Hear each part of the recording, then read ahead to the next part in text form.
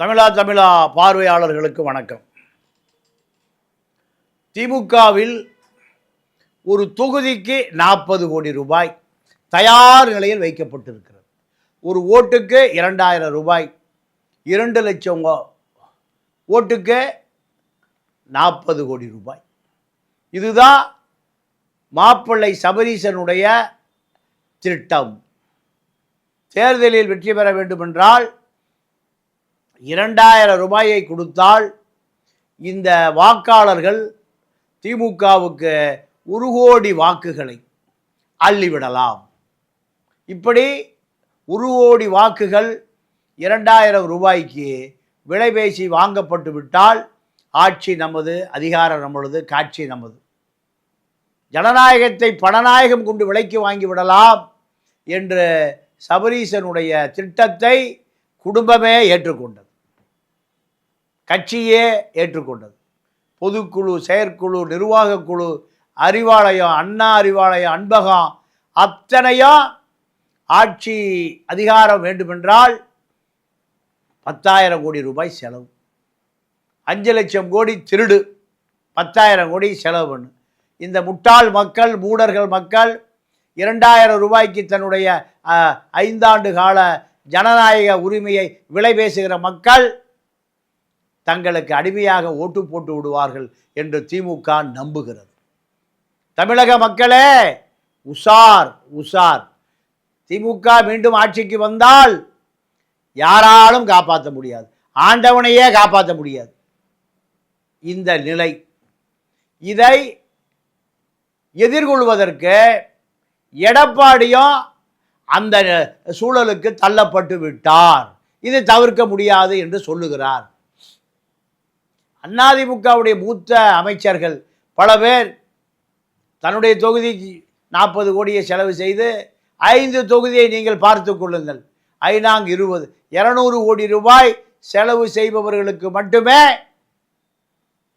மீண்டும் திருடுவதற்கு வாய்ப்பு, கொள்ளையடிப்பதற்கு வாய்ப்பு, கோடிகளை குவிப்பதற்கு வாய்ப்பு. காது கேட்காத, கண்ணு தெரியாத, நடக்க முடியாத நத்த விஸ்வநாதனெல்லாம் எம்எல்ஏ வேட்பாளர். இப்படி பல பேர் அதிமுகவில் 100 ஆண்டு காலம் வாழ வேண்டும். நான் யாரையும் குறைத்து சொல்லவில்லை. இடைத்தேர்தல் வந்தாலும் வருவதற்கு வாய்ப்பு இருக்குது, பல இடைத்தேர்தல் வருவதற்கு வாய்ப்பு இருக்குது. இதை எடப்பாடி யார் 40 கோடி ரூபாய் ஓட்டுக்கு 2000 செலவு செய்கிறீர்களோ அவர்களுக்கு மட்டும்தான் நோட்டு இருந்தால்தான் சீட்டு. லீமா ரோஸ், வேலுமணி கோட்டா, பொற்கொடி ஆம்ஸ்டாங், ஜெயக்குமார் கோட்டா. ஜெயக்குமாருக்கு 50 கோடி, எடப்பாடிக்கு 200 கோடி. அந்த அம்மா சட்டமன்ற உறுப்பினர். கணவன் அடித்து வைத்திருக்கிற 5000 கோடி ரூபாய் சொத்துக்களை காப்பாற்ற வேண்டுமென்றால் எப்படியாவது எம்எல்ஏ வாங்கி ஆகிவிட வேண்டும். இதுதான் சசிகலா ஃபார்முலா, இதுதான் ராஜாத்தி அம்மா formula, Kanimozhi formula, Jayalalithaa formula. யார் வேட்பாளர் என்று இந்த மக்கள் பார்க்க மாட்டார்கள், யார் 2000 கொடுக்கிறார்கள். இப்படித்தான் தேர்தல். காளியம்மாளுக்கு சீட்டு இல்லை, காளியம்மாளிடம் கோடிகள் இல்லை. திமுக 40 கோடி தொகுதிக்கு, 200 தொகுதிக்கு 10,000 கோடி. இப்போ எடப்பாடி 10,000 கோடியை சேர்த்து தான் அரசியலை சந்திக்க வேண்டியிருக்கு. இதுதான் சூழல். இந்த சூழல் இல்லை என்றால் அதிமுக காலியாகிவிடும். 10,000 கோடியும் 10,000 கோடியும் சந்திக்கிறதா தமிழ்நாட்டில் தேர்தல் திருவிழா. இந்த தேர்தல் திருவிழாவில் யார் வெற்றி பெறப் போகிறார், யார் தோல்வி பெறப் போகிறார் என்பது நீங்கள் நடுநிலை மக்களினுடைய அதிகாரம் எப்படி மடைமாற்றப்படுகிறதோ அதுதான் யார் வெற்றி பெறப் போகிறார்கள். திமுக மீது மக்களுக்கு கடும் அதிருப்தி இருக்கிறது. ஏவா வேலு, நீங்கள் 10 சட்டமன்ற உறுப்பினர்கள், ஒரு நாடாளுமன்ற உறுப்பினர், பிரேமலதாவுக்கு சொந்தமான மருத்துவக் கல்லூரிகளில் லாபி செய்வதற்கு, அதிகாரிகளை மிரட்டுவதற்கு நாடாளுமன்ற உறுப்பினர் பதவி தேவை. ஜெகத்ரட்சகன் நாடாளுமன்ற உறுப்பினர் இருக்கார். ஏசி சண்முகம் அதிகாரத்தை பணம் கொடுத்து வாங்குகிறார். இப்படி ஒரு கல்வி நிறுவனம், ஒரு மருத்துவக் கல்லூரி நடத்துவதற்கு கட்சியும் தேவை, ஆட்சியும் தேவை, அடியாட்களும் தேவை. டெல்லியில் அதிகாரிகளை மிரட்டுவதற்கு நாடாளுமன்ற உறுப்பினர் பதவியும் தேவை. இந்த கூத்து பூரா தமிழ்நாட்டில் தான், கேரளா கர்நாடகாவில் இல்லை. ஆனால் இப்பொழுது வேலு தான் திமுகவை கட்டி ஆள்கிறார். வேலு சொல்லுவது தான் அரசியல். விஜயகாந்த் மகனுக்கு வேலுவுடைய உறவுக்கார பெண்ணை திருமணம் செய்து வைக்கப் போகிறார். அதற்கான கூட்டு தான் இந்த 10 சீட்டு நோட்டு கூட்டு. ஏவா வேலு இப்பொழுது வேல்முருகன் தனித்து போட்டியிட ஆரம்பித்த பிறகு குருவுடைய மகனையும் மருமகளையும் நீங்கள் 10 லட்சம் பணத்தை கொடுத்து களத்திலே இறக்கி விட்டிருக்கிறார். வன்னியர்களுக்குள் சண்டை மூட்டுகிறார். வன்னியர்களுக்குள் ஒரு ஒற்றுமை வராமல் இருக்க வேண்டும் என்பதுதான் திமுகவினுடைய சதி.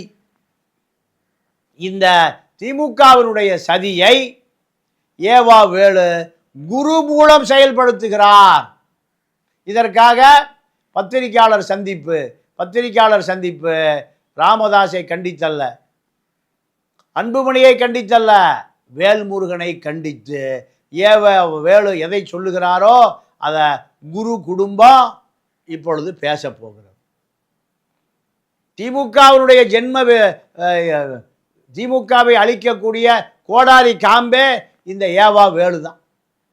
ஏவா வேலு பல கோடிகளை வைத்திருக்கிறார். பல ஆயிரம் கோடி, பல லட்சம் கோடி. கலைஞர் டிவி திருமாவேளவனை தன்னுடைய கட்டுப்பாட்டில் வைத்திருக்கிறார். அவர் மூலம் ஸ்டாலினுக்கு பிஏவாக ஒரு போட்டோகிராஃபர் தினேஷை வைத்திருக்கிறார். இப்படி திமுகவையே தன்னுடைய கட்டுப்பாட்டில் வைத்திருக்கிறவர் தான் ஏவா வேலு. கலைஞர் தொலைக்காட்சி அத்தனை நிறுவனங்களுக்கும் சம்பளம் கொடுப்பவர் ஏவா வேலு. பல கோடி நட்டத்தில் நடந்து கொண்டு இருக்கிற கலைஞர் தொலைக்காட்சிக்கு கோடிகளில் சம்பளம். ஆட்சி இருந்தாலும் சம்பளம், ஆட்சி இழந்தாலும் சம்பளம். அதுதான் ஏவா வேலு. அப்போது ஏவா வேலோட பிடபிள்யூ ஹைவேஸ், பொதுப்பணித்துறை, நெடுஞ்சாலைத்துறை பணம் கோடி கோடியாக கொட்டுகிறது. திருக்குமரனை போல பல திருக்குமரனை வைத்திருக்கிறார். இதுதான் திமுகவை தன்னுடைய கட்டுப்பாட்டில் கொண்டு வருவதற்கு முழு முதல் காரணம். பிரேமலதா ஸ்டாலினை சந்திப்பதற்கு கடும் முயற்சி எடுத்தார், சந்திக்க மறுத்து விட்டார் ஸ்டாலின். காரணம், இத்தனை குழப்பங்களுக்கும் காரணம் பிரேமலதாவும் வேலும் தான் என்பதை ஸ்டாலின் தெரிந்து கொண்ட காரணத்தினால் இந்த சந்திப்பே நடைபெறவில்லை. இந்த சந்திப்பு திமுகவுக்கு கடும் அதிருப்தியை உருவாக்கி இன்று வரை வேட்பாளர்களை அறிவிக்க முடியாமல் திணறி கொண்டிருக்கிறது. நான் கேட்கிற 10 தொகுதிகள் திமுக வெற்றி பெற்று திமுகவை வெற்றி பெற வைக்கக்கூடிய ஆளுமைகள் இருக்கக்கூடிய தொகுதிகளான திருக்கோயிலூர், ரிஷிவந்தியம், விக்கிரவாண்டி, விருத்தாச்சலம் போன்ற பல தொகுதிகள். இந்த தொகுதிகளில் திமுக வெற்றி பெற்றது. 2வது, திமுகவை வெற்றி பெற வைக்கக்கூடிய பல மாவட்ட செயலாளர்கள், வசந்த கார்த்திகேயனை போல, பொன்முடியை போல பல பேர் இந்த தொகுதிகளை நின்று வெற்றி பெற்றவர்கள். இவர்களையெல்லாம் பின்னுக்கு தள்ளிவிட்டு அந்த தொகுதிகளை எங்களுக்கு கொடுங்கள் என்று பிரேமலதா ஒத்தக்காலில் நிற்கிறார். கூட்டணி வேண்டாம், ஒன்று வேண்டாம், முறித்துக் கொள்ளுகிறேன். இப்படி சொல்லுவதற்கு யார் அதிகாரம் கொடுத்தது? ஏவா வேலு. ஏவா வேலு சம்மந்தியாக போகிறார் பிரேமலதாவோடு. ஏவா வேலுனுடைய உறவுக்கார பெண், நெருங்கிய உறவுக்கார பெண்ணுடைய மகளைத்தான் விஜயகாந்த் மகனுக்கு திருமணம் செய்து வைப்பதாக முடிவு செய்து விட்டார். இதன் மூலம் பல மருத்துவக் கல்லூரி, பல ஆயிரம் கோடிகள் தங்களுடைய கட்டுப்பாட்டுக்குள் வரும் என்று நினைக்கிறார்கள். இதெல்லாம் அரசியலா? இந்த மக்களுக்கான தீர்வா? இந்த மக்களுடைய வாழ்வாதார பிரச்சனைக்கு ஏதாவது ஒரு உத்தரவாதமா? ஒரு மருத்துவக் கல்லூரி 3000 கோடி. இப்படி பல மருத்துவக் கல்லூரிகள் தமிழ்நாட்டில் 1, பாண்டிச்சேரியில் 1, ஆந்திராவில் 3, பலாயிரம் கோடி வருட வருமானம் வரக்கூடிய பிரேமலதா குடும்பம் இந்த தமிழர்களை தலையில் முளகா அரைத்து மீண்டும் அதிகாரத்திற்கு வருவதற்கு ஜெயலலிதாவால் ஒழிக்கப்பட்ட அந்த தேமுதிகவை மீண்டும் அதிகாரத்துக்கு கொண்டு வருவதற்கு வேலு முழு மூச்சாக பாடுபடுகிறார். இந்த முழு மூச்சாக பாடுபடுகிற பொழுது இந்த திமுக கூட்டணி பிளவு ஏற்படுவதற்கு இதுதான் காரணம். இப்படி பல காரணங்களை அடுக்கிக் கொண்டே போகலாம். விஜய் இந்த தேர்தலில் என்ன ஆனார்? தாழ்த்தப்பட்ட மக்கள், கிறித்துவ மக்கள் வாழுகிற சென்னை வட சென்னை பகுதியில் இருக்கக்கூடிய பெரம்பூர் தொகுதி வெற்றி பெறுவாரா தோல்வியடைவாரா என்பதை யார் முடிவு செய்வது? தமிழக அரசியலில் தேர்தல் ஆணையம் இந்த விஜய் பொதுக்கூட்டம் நடத்துவதற்கு எப்பொழுது வருவார், எத்தனை பேர் வருவார்கள், எத்தனை மணிக்கு கூட்டம் ஆரம்பிக்கும், எப்போது முடிப்பார்கள் என்று என தேர்தல் ஆணைய அதிகாரிகளுக்கு ஒரு அஃபிடவிட் வாக்குமூலம் நோட்டரி பப்ளிக்கோடு அடித்து கொடுத்து உறுதி கூறினால் மட்டும் அனுமதி தருவோம், இல்லை என்றால் அனுமதி தர மறுத்து விடுவோம். அசம்பாவிதம் ஏற்பட்டால் அத்தனை பேர் மீதும் கடும் சட்டம் பாயும். இதுக்கு யாரும் பொறுப்பெடுக்க ஆட்களே இல்லை. பழைய ரிக்ஷா ஓட்டி புஷி ஆனந்த் விரவுக்கடை வைத்திருந்தவர் பொறுப்பெடுக்கவில்லை. கள்ளலாற்றி ஆதவர்ஜுனா பொறுப்பெடுக்கவில்லை. இந்த நிர்மல்குமார் ஆளை காணோம். ஜான் ஆரோக்கியசாமி கொக்கோ கோலா வைக்க போயிட்டார். இப்படி யாருமே பொறுப்பெடுக்காததனுடைய விளைவு இன்று முட்டுச்சந்திலே தட்டு தடுமாறி நிற்கிறார் விஜய் திரிஷா கம்பெனி. தமிழ்நாட்டில் பல நடிகர்கள் குடி கூத்து கும்மாளம் கூத்தியா இப்படி வாழ்ந்த பல நடிகர்களை நாம் பார்த்துருக்கிறோம். அதெல்லாம் நடிகர்களாக இருக்க வரை சின்னப்பா பியு சின்னப்பா காலத்திலிருந்து இதுதான். ஈசிஆர் பண்ணை வீடுகளில் பல பண்ணை வீடுகள் இரவில் இன்னும் பாட்டு சத்தம், முட்டல் மோதல் முணுங்கல் முக்கல் சத்தம் கேட்டுக்கொண்டே இருக்கிறது. இதிலிருந்து வந்தவர்கள் தான் இந்த திரைப்படத்துறை களிசரைகள். இந்த களிவரைகள் களிசடைகள் தான் தமிழனை தலைமை தாங்க போகிறது. அக்காவாகவும் இருப்பேன், தங்கையாகவும் இருப்பேன், இரவிலை மனைவியாகவும் இருப்பேன் என்று சொல்லுகிறார் ஒரு பெண். விபச்சாரி கூட இந்த கருத்தை சொல்ல மாட்டாள். தங்கை தங்கையாக இருப்பாள், அக்கா அக்காளாக இருப்பாள், மனைவி மனைவியாக இருப்பாள். ஆனால் மூன்றும் நாங்களாக இருப்போம் என்று சொல்லுகிறவளை விபச்சாரி என்று சொல்லாமல் என்ன சொல்லுவது? பொன்ராஜ் சொன்னதில் என்ன தவறு இருக்க முடியும்? விஜயுடைய சகோதரிகள் அத்தனை பேரும் இரவிலே மனைவிகளாக இருப்பார்களா அல்லது பகலிலே மனைவியாக இருப்பார்களா? இந்த விளக்கத்தை யாரிடம் போய் கேட்பது? திரிஷாவிடம் கேட்பதா இல்லை விஜயிடம் கேட்பதா? இதெல்லாம் தமிழ்நாட்டினுடைய கேவல சராசரி மனிதனுக்கு இருக்கக்கூடிய அறிவு கூட இல்லாதவருடைய விளைவு. இதுக்கு ஒரு பெரிய சர்ச்சை.